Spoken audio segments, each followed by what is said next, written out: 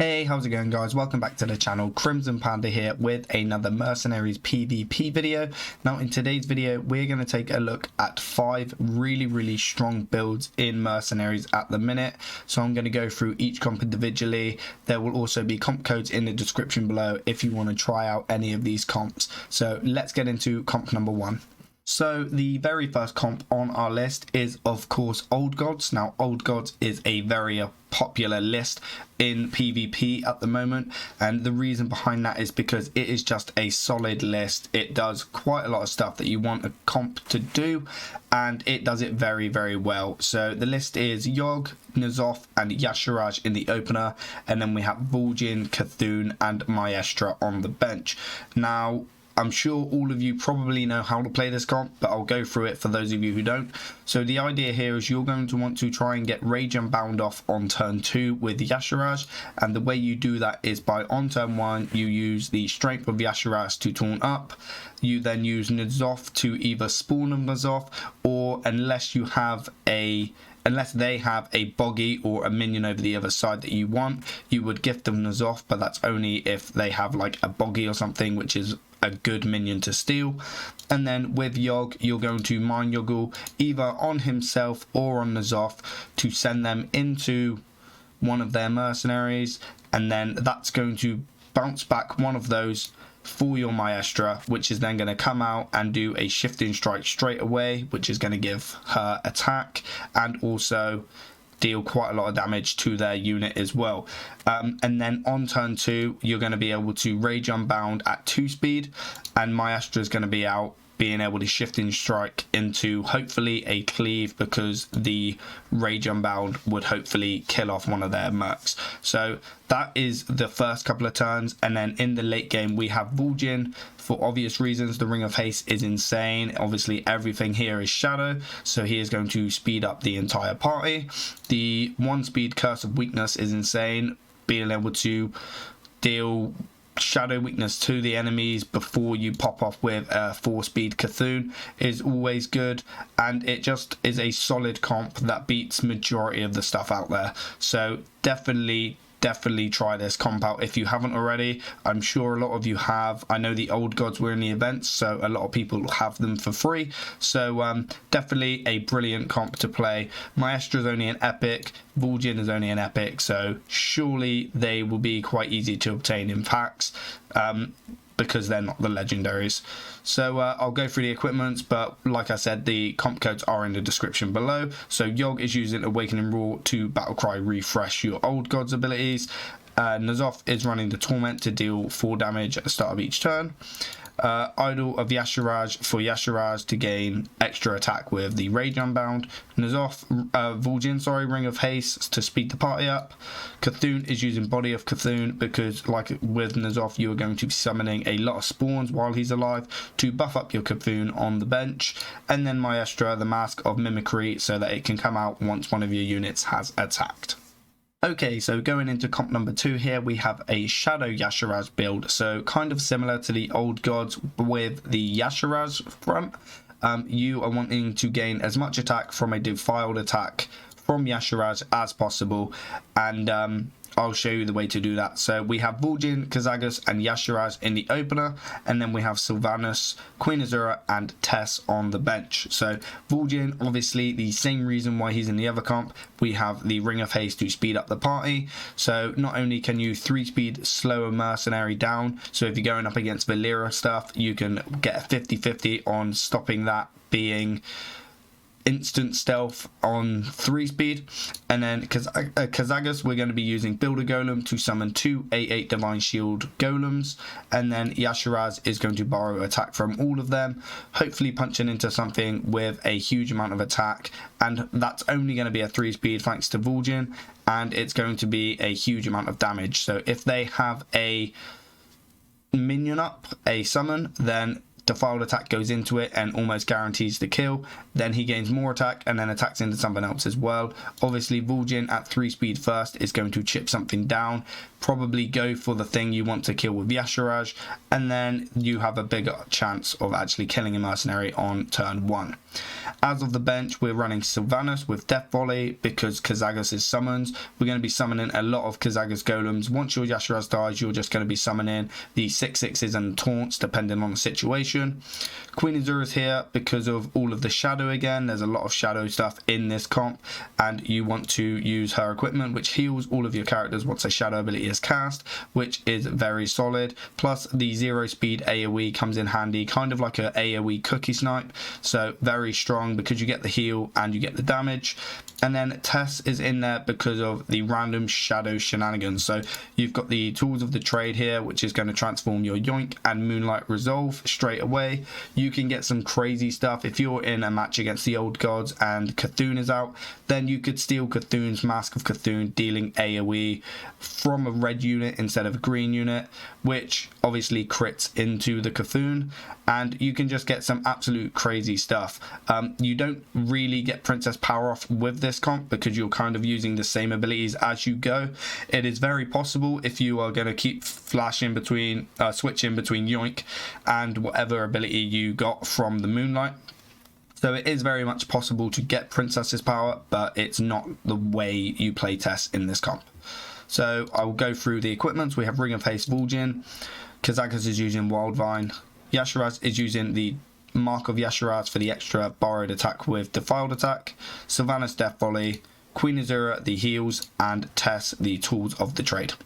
Okay, moving on to comp 3, we have Perma Freeze. So this is obviously not permanent freeze as in every single turn without fail, but this is going to freeze your opponents a lot and really frustrate them. So we have Grommash, Trigor and Valeera in the opener, and then on the bench we have Belinda, Vardun and Maestra.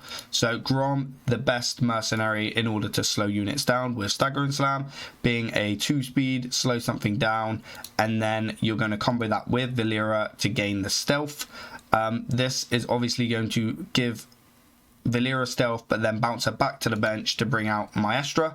Maestra is then going to cleave, which is also going to trigger off Trigor, because Trigor is going to backlash on turn 1, and you're just going to deal a huge amount of damage on the first turn. Grommash slowing something down, dealing 15 with staggering, Trigor's backlash, Valeera's attack plus the Trigor damage, then Maestra's attack and the Trigor damage again. So you're going to do a huge amount of damage on the first turn, and then as it comes to the late game, you're going to be bringing out Valeera, Belinda and Vardun. So Vardun obviously has a cold snap which freezes everything if you manage to get a kill off, which is huge. He has the ice lamps, which is obviously going to be able to freeze something you want, and because Valeera is going to speed the party up by 4, they're going to be 1 speed and 2 speed abilities. And then Belinda summons the water elemental, giving it a 1 speed freeze something. So a lot of fast freezes in the late game, which does really annoy your opponent. So that's this list. So Grom, we're running the Halting Sash. Trigor, we got the Razor Claw. Valeera, we got the Unnatural Smoke. Belinda's Lesser Water Elemental. Vardun's Band of Frost, because you want to scale up frost damage because of all the freezing. And Maestra, once again, the Mask of Mimicry. Okay, and comp number 4 here, we have an Arcane Nature build. Now this is a fairly new build, showing quite a lot of promise. So we have Medivh, Blinkfox and Khadgar in the opener, and then we have Yasharaj, Bane and Tess on the bench. Now the idea behind this comp here is we're using Unstable Ruins with Medivh to try and prevent some of those other comps that we were just talking about, because of the turn 1s are really important for the other comps where you need to either combo a piece out or you need to taunt up with Yasharaj in order to get some discount on the abilities. So this is going to prevent that from happening.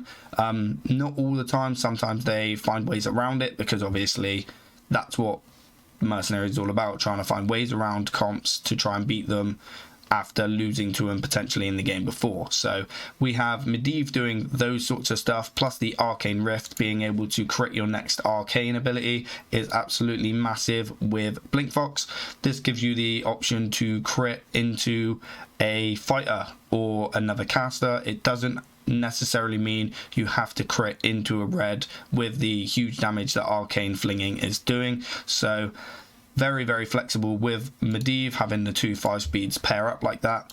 And then with Khadgar, you're going to be bouncing between Blizzard on turn 1 and then Hearthfire on turn 2, so that you can transform into Archmage Khadgar.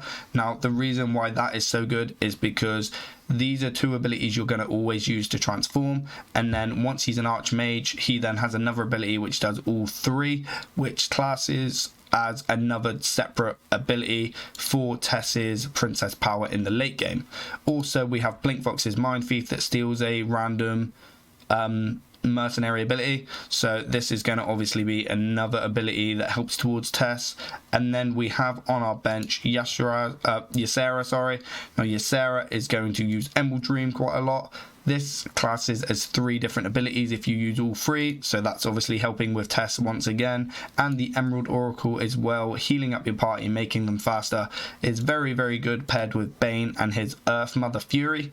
And then that is obviously going to class towards Tess's Princess Power as well. So by the time Tess comes out, hopefully Princess Power will be what I'm capable of, which will cast at 12 unique abilities this game in order to transform it. So it's going to be doing 5, I believe, at random, which it's just, one, it's fun, it's Tess doing Tess stuff, but having such a solid package in order to support that is really, really strong as well. So Khadgar doing all of his stuff, Ysera doing all of her stuff, and then obviously Bane paired with Ysera plus the Medivh and the Blinkfox paired together. It's just a solid all-round comp that works well together. So we have Medivh with the Unstable Ruins, Blinkfox we have Arcane Fang, Khadgar we have Bitter Chill, Ysera we have an Emerald Majesty, Bane we have the Totemic Mastery, and Tess we have the Tools of the Trade. Okay, and the final comp we're covering today is Anti-Gods / a Malchezaar comp. So this is once again another prevention of the old god comp that people are playing a lot of. So we have Elise, Malchezaar and Khadgar in the opener, Ysera, Bane and Maestra on the bench. So the idea behind this comp here is Elise is obviously just going to be questing through the monkey, buffing up your party, bleeding your opponents, and just doing the standard Elise stuff. Malchezaar has the Parrying Blades, which is going to make all the protectors and casters have 10 less attack, which is almost all of the old god comp. So this is going to come in really handy, especially because you're going to party crasher at 3 speed on turn 1, which is going to bounce Maestra out, doing a shifting strike onto one of their mercenaries, which is obviously extra damage and is fantastic. And it gives you the ability to bring out Malchezaar again in the late game to do the battle cry where they reduce the attack once again. Khadgar's in there because the Blizzard prevents those old gods as well. You have the Yogg that's going to try and send something in to bring out their Maestra, but Blizzard was going to deny that, being a 5 speed, whereas the Mind Juggle is 6. And then Ysera and Bane are just a nice little pair. Bane with the heals and the totem to protect your stuff, and then Ysera having the Emerald Dream to be able to AoE, and have the Emerald Oracle in order to pair it up with Bane's Earth Mother Fury for double casting or very fast casting, depending on, well, it'll just be only fast casting, you won't be double casting it because we're not running Tyrande in this list. So yeah, very, very good comp to go up against the old gods. It will take a few games to try and get your bearings with this one because it is a very different play style in order to beat them, but it's a very, very new comp and it's also a lot of fun as well. So for the equipments with this one, we have Elise's Oasis Canteen, Malchezaar's Parrying Blades, Khadgar's Bitter Chill, Ysera's Emerald Majesty, Bane's Totemic Mastery, and Maestra's Mask of Mimicry. So I hope you guys enjoy this video. If you do, make sure you give it a thumbs up and consider subscribing to the channel. I would really like to hit 4K before the end of the year, which might sound a little bit crazy because we only have a month and a half left, but please subscribe so that we can hit that milestone and I could do a Christmas giveaway. And yeah, I will try to get some gameplays out of these comps in future videos. I will try and work on those probably very, very soon. So subscribe. Let's hit that milestone, and I will see you in the next one.